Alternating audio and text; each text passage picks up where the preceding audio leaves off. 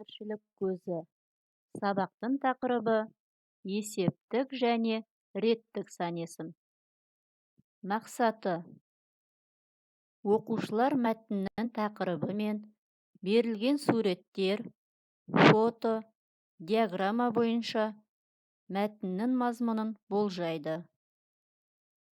Есептік және реттік сан-есімдердің айырмашылығын анықтап, түрлі жағдаяттағы, қоғамдық ортадағы, қатысымдық әрекеттерде өз сөзін жүйелі түрде жоспарлап, тілдік нормаларды сақтап сөйлеу. Мәтін мазмұны бойынша пікір білдіруге, өз ойын дәлелдеуге және толық, жүйелі, түсінікті етіп айтуға, өз ойын жазбаша жеткізуге дағдыланады.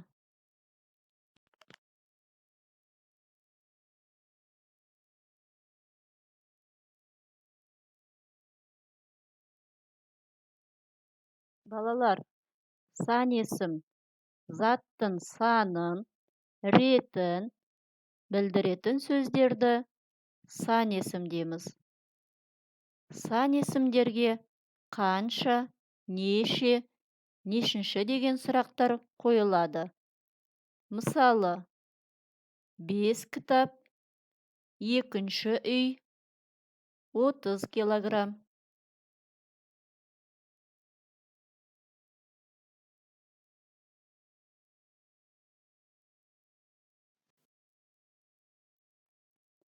Балалар, сан-есімнің мағыналық түрлері мен олардың жасалу жолдары: есептік сан-есім, жинақтық сан-есім, болжалдық сан-есім, реттік сан-есім, топтау сан-есім, бөлшектік сан-есім.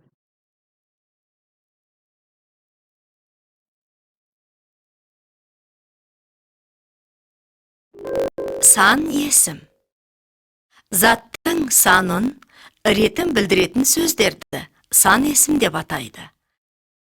Сан-есімдерге қанша, неше, нешінші деген сұрақтар қойылады. Сан-есім есептік сан-есім және реттік сан-есім болып екіге бөлінеді. Есептік сан-есім заттың нақты санын білдіреді. Мысалы, 2 балмұздақ, 3 шар. Реттік сан-есім заттардың саналу ретін білдіреді. Олар есептік сан-есімге ыншы, інші, ыншы, інші деген жұрнақтар жалғану арқылы жасалады. Мысалы, 4-ші сынып, 7-ші қатар.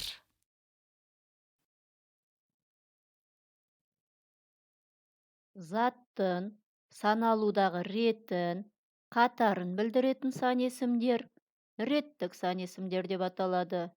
Сұрақтары: нешінші, жасалу жолы: негізгі түбір сан-есімге ыншы, інші, ыншы, інші, жұрнақтар жалғау арқылы 1-ші, 6-шы. Құрамы: дара 1-ші, 90-шы, 8-ші. Күрделі тіркесті сөз: 11-ші, 38-ші.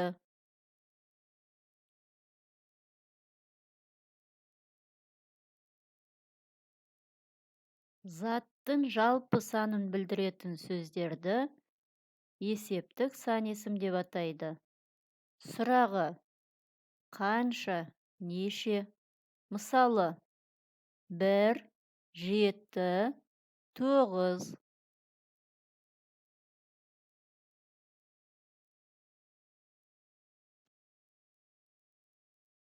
Оқылым: мәтінді оқы. Таза бұлақ. Бір бұлақтың басында 3 жолаушы бір-біріне кез болыпты. Бұлақ бір тастақ жерден шығып жатыр екен.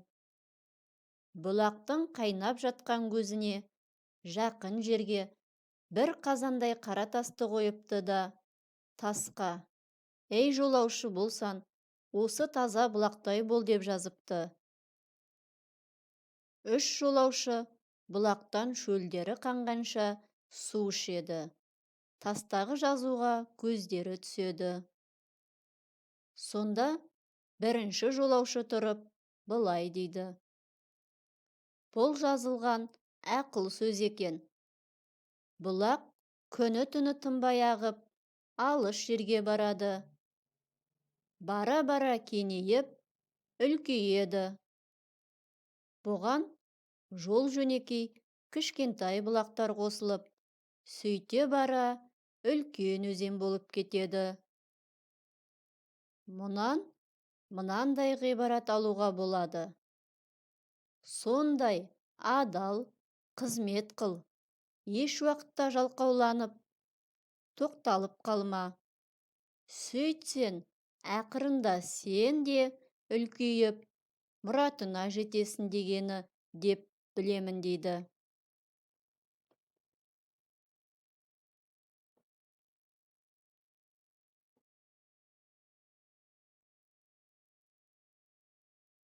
Оқушылар, осы мәтін бойынша сұрақтарға жауап береміз. Жолаушылар қай жерде кездесті? Бұлақ қандай екен? Бұлақ басындағы таста не деп жазылыпты? Екінші және үшінші жолаушы сөздің мағынасына қалай түсінгенін болжап көр. Мәтіндегі қарамен берілген сан есімдерді салыстыр. Бұлардың бір-бірінен өзгешелігі неде деп ойлайсыңдар?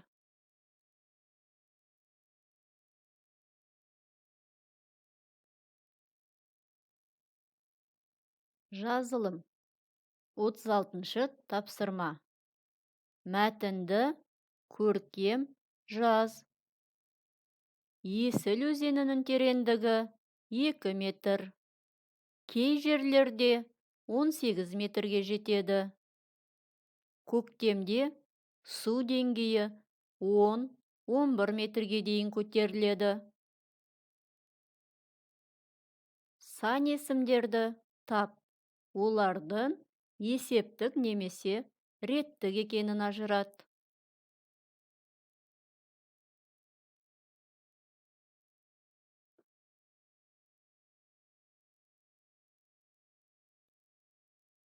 Оқушылар, заттың санын, ретін білдіретін сөз табын анықта.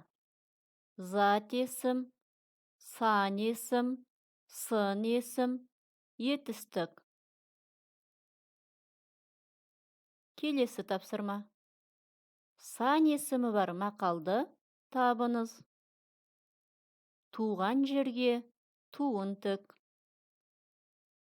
Отансыз адам, ормансыз бұлбұл.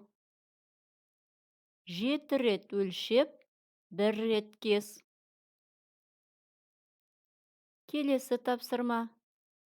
Реттік сан есімді белгіленіз. 100, 9-шы, 5. Реттік сан есімнің жұрнағын табыңыз. Ау, еу, ыншы, інші, шы, ші. Келесі тапсырма. Есептік сан есімді табыңыз. 5, 6, 8-ші.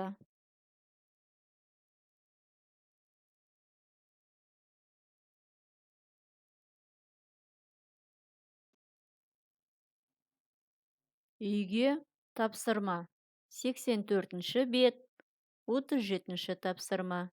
Өзіңді бағала.